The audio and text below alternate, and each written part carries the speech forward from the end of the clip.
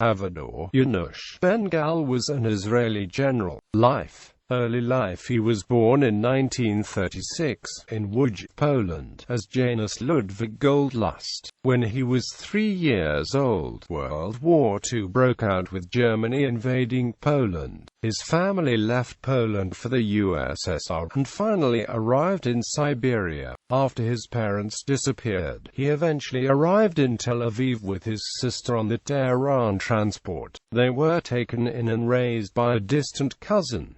Military career. A few years after Israel became independent and won the 1948 Arab-Israeli War, Ben-Gal was drafted into the Israel Defense Forces. His first combat experience came during the 1956 Suez War with Egypt. Despite having dreamed of being a doctor, he decided to stay in the army after his mandatory military service was finished. In an interview, he explained his reasons. "I never intended to turn the army into a career, but I remained because I liked it. I loved the Negev, the desert, the fields.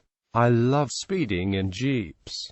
Later I got used to the army, and it became a part of me. And maybe also, I was afraid to make a new start in life." During the Six-Day War in 1967, he was the operations chief of a brigade that broke through Egyptian fortifications in the Sinai. He lost half his right foot when his jeep struck a mine.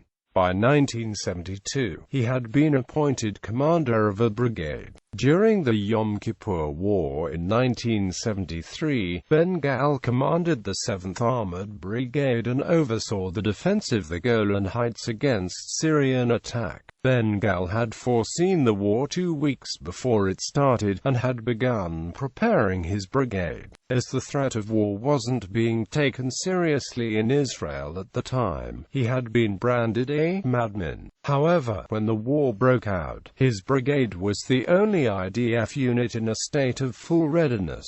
The heroic stand of the 7th Armored Brigade and Yanush Ben-Gal's personal heroism and leadership are believed by many to be decisive factors in the Israeli victory over the Syrians.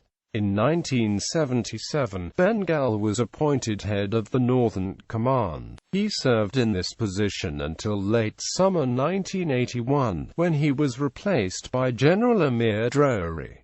Later life. In June 1997 he was called to testify in a libel suit that Ariel Sharon brought against the Israeli newspaper Haaretz for the claim that he had concealed his plans for an operation into Lebanon in 1982, during which Ben-Gal was still leading the Northern Command. His testimony, however, contradicted earlier statements he had made at Tel Aviv University, where he had stated that the greatest problem with the Lebanon war was the secret, unapproved plan of the defense minister and chief of staff. The following month, Haaretz requested that the Attorney General investigate the possibility that Ben-Gal had given false testimony in court in exchange for business favors from Sharon. The complaint noted that shortly before his appearance at the trial, Ben-Gal was sent by Sharon to explore the possibility of a large natural gas deal in Russia. In 2001, Ben-Gal reportedly submitted an application to train the Congo Army in Israel. From 1996 to 2002, he was chairman of the board of directors for Israel Aerospace Industries.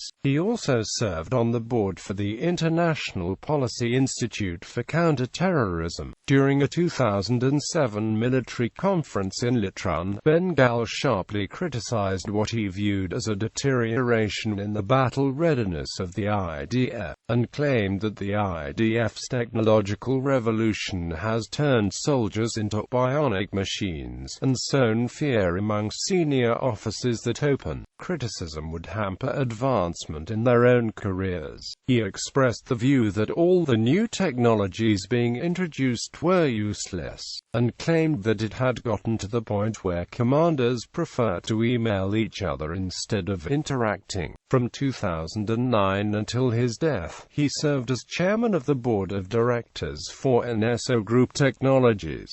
Ben-Gal died on February 13, 2016.